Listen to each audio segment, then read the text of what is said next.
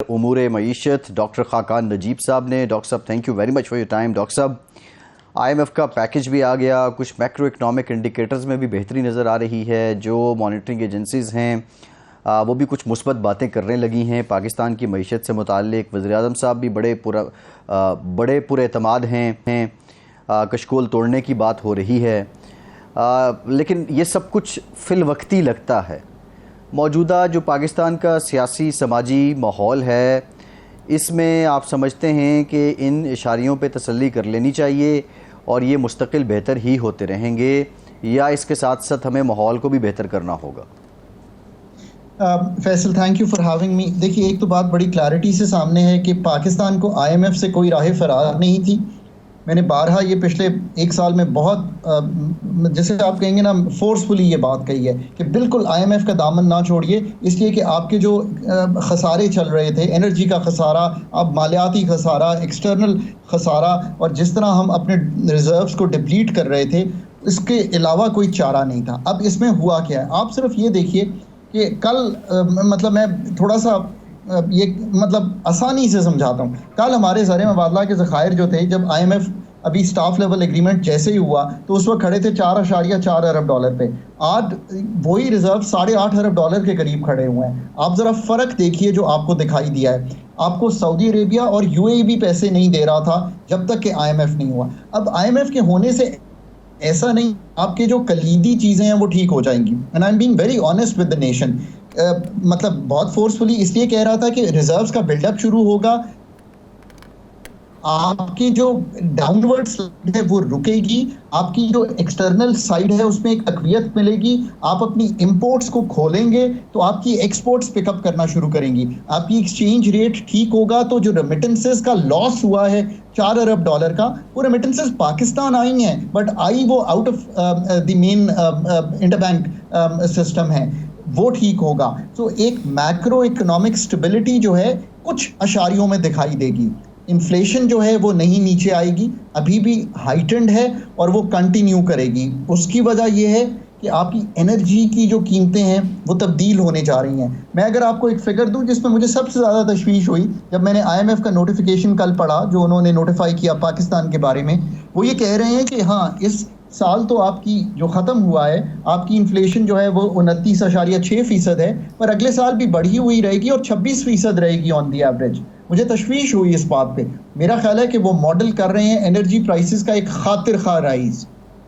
सो लोगों के लिए इन दी इमीडिएट ये तकलीफ नहीं ठीक होगी, पर आपने जो पैसे जमा करने हैं, और जो सबसे बड़ी बात है फैसल साहब, आपने इलेक्शन साइकिल गुजारना है।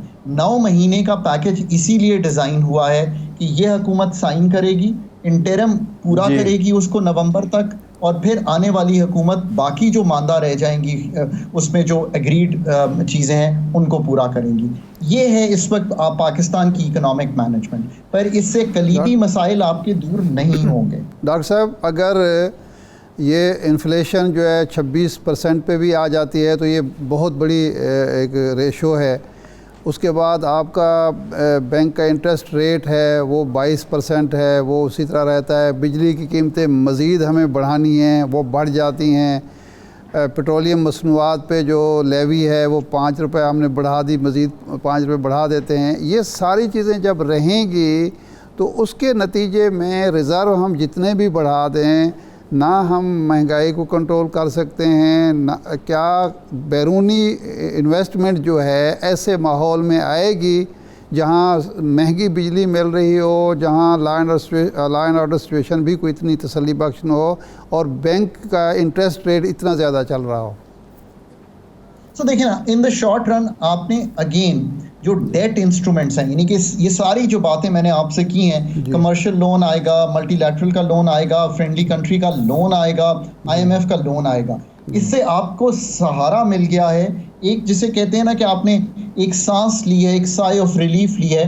इकॉनमी की जो क्लॉग हुई नालियां थी वो थोड़ी सी खुलना शुरू हुई हैं। अब आप ये तय कीजिए कि क्या बिजली का निज़ाम इस मुल्क में जिस तरह से चल रहा है वो मुनासिब है, या वो एक रिफॉर्म और रीस्ट्रक्चरिंग मांगता है। बात ये है इरशाद साहब कि ये काम IMF ने नहीं करना, और अगर आईएमएफ ये काम भी शुरू कर दे तो आप और मैं ये कहेंगे कि अब वो हमें ये बताएंगे कि प्लांट कौन सा लगाना है। वो तो सिर्फ ये कहते हैं कि नेपरा ने टैरिफ बढ़ा दिया है, आप उसको लागू कर दीजिए।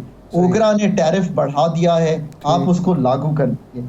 आपको और मुझे मालूम है ना कि 28-30 माह से ओगरा कह रही है कि टैरिफ में तब्दीली कीजिए, पर हम गैस की कीमत में तब्दीली नहीं कर रहे, तो उससे एक नुकसान गैस की कंपनीज का बढ़ रहा है। आईएमएफ यहाँ तक ही है, आईएमएफ कह रही है कि जो टैक्सेस लगे हुए हैं उन्हीं को वेजेस पे टैक्स बढ़ाकर कुछ कलेक्शन कर लीजिए।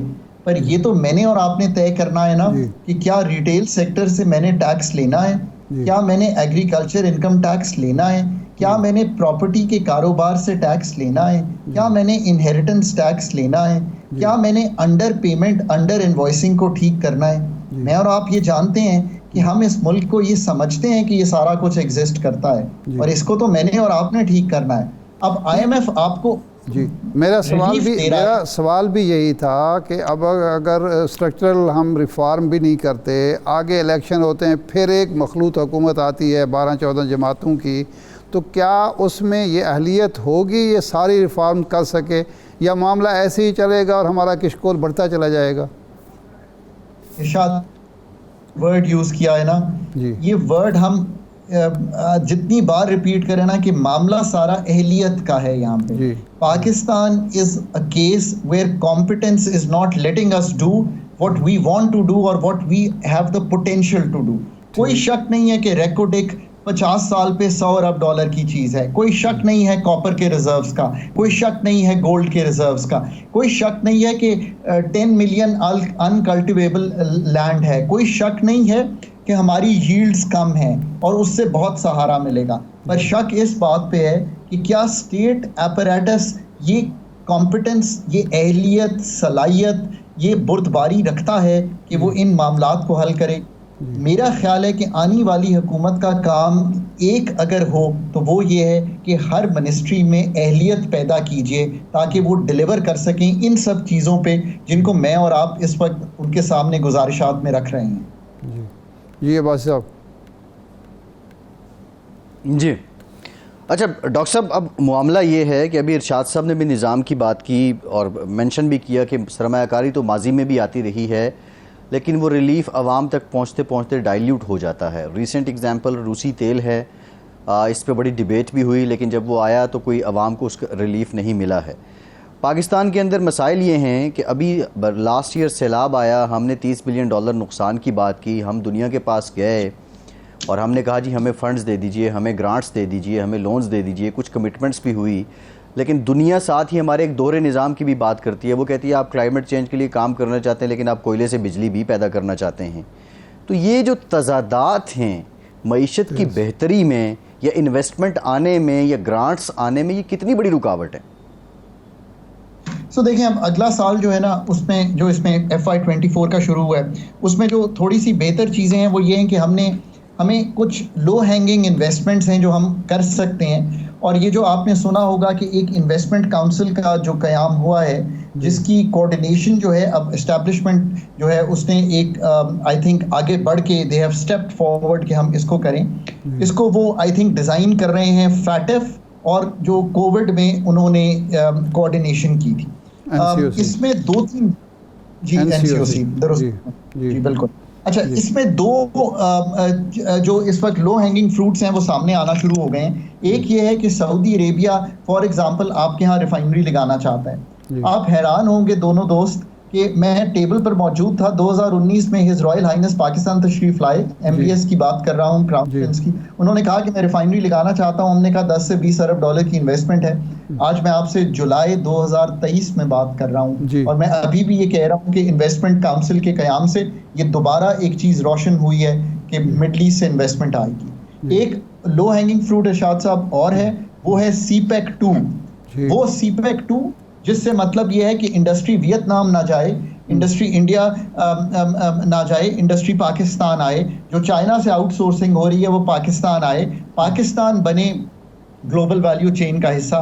CPEC 2 के जो हमारे सम्राट हैं वो तब सामने आएंगे जब इंडस्ट्री लगेगी और एक्सपोर्ट होगी, तो इंफ्रास्ट्रक्चर जो है वो इस्तेमाल होगा। ये दोनों लो हैंगिंग फ्रूट्स हैं। इन्वेस्टमेंट के लिहाज से SIFC is a good initiative. मुझे दुख हो रहा है कि ये काम बोर्ड ऑफ इन्वेस्टमेंट का था। मैं फिर वहीं आऊँगा कि क्या हमने सलाहियत से ये काम निभाया? मेरा ख्याल है कि हम नहीं निभा सके। पाकिस्तान का इन्वेस्टमेंट टू GDP रेशो 13.6% है। जिन ममालिक ने तरक्की की है उनका ये रेशियो 30% होता था।